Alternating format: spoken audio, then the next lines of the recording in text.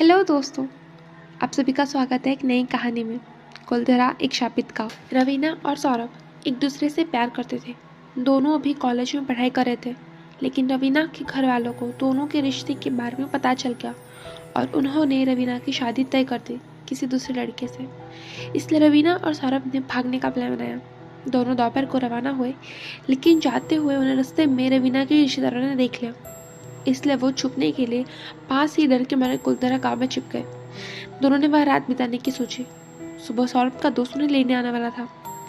शाम को गेट बंद हो गए और अंधेरा जाने लगा। तभी वो दोनों बाहर आ गए और गांव घूमने लगे। रवीना ने कहा, मुझे अब बहुत डर लग रहा है, हमें ये रात नहीं रुकनी चाहिए। मैंने सुना है कि ये जगह शापित है और यह आत्माओं का साया है। तो सौरभ ने कहा, सुना तो मैंने भी है, चलो आज देख भी लेंगे। आज अमावस्या की रात है। कहते हैं कि काली रात में आत्माओं की शक्तियाँ बढ़ जाती है। तो रवीना डर गई और बोलने लगी कि डराओ मत, चलो यहाँ से बाहर चलते हैं, मुझे कुछ ठीक नहीं लग रहा। तो सौरभ ने कहा, मैडम गेट बंद हो चुके हैं और हम सुबह ही बाहर जा सकते हैं, और सुबह राज हमें लेने आ रहा है, इसलिए हम किसी की नज़रों में भी नहीं आएंगे और यहाँ से सेफली बाहर निकल जाएंगे। कहीं दूर जाके हम अपना घर बसाएंगे। सौरभ ने लाइटर जलाते हुए कहा कि चलो लकड़ियों का इंतजाम करते हैं, थोड़ी रोशनी होगी तो ठंड भी है और डर भी कम लगेगा। आग लगाने के बाद दोनों बैठ के बातें करने लगे।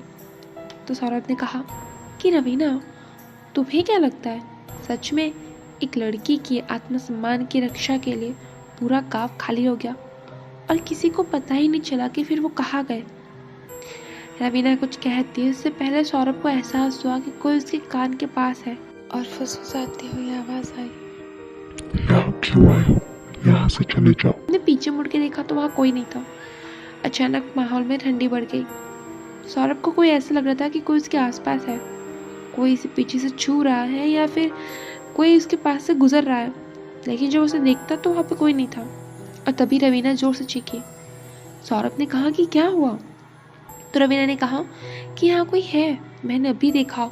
पहले एक परछाई सी थी, लेकिन वो धीरे धीरे एक लड़के में बदल गई जिसका आधा सर नहीं था और वो मुझे ही घूरे जा रहा था। रवीना बहुत डरी हुई थी। सौरभ ने कहा, शायद थकान और यहाँ की भूतिया कहानियों की वजह से तुम्हारे दिमाग में ये सब भ्रम हो रहा है। उसने रवीना को शांत किया और दोनों सो गए। थोड़ी देर बाद अचानक दोनों की नींद खुल गई जब उन्हें घुंघरूओं की आवाज़ सुनाई देने लगी, जैसे बहुत सी औरतें उनकी तरफ चली आ रही हो। जब उन दोनों ने देखा तो वहाँ कोई नहीं था, लेकिन आवाज़ें तेज हुई जा रही थी। दोनों डर गए। डर के मारे उनका बुरा हाल था।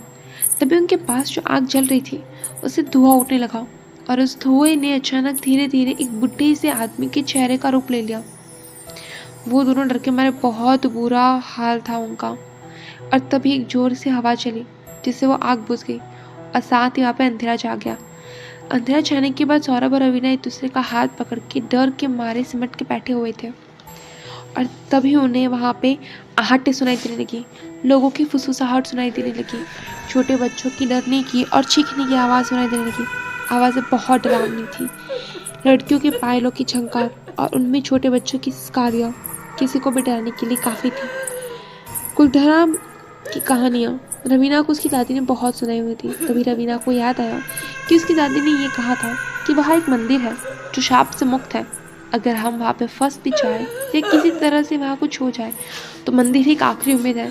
यह सोच के रवीना ने सौरभ को बताया। सौरभ ने लाइटर जलाया और उस लाइटर की धीमी धीमी रोशनी में दोनों किसी तरह मंदिर तक पहुँचे।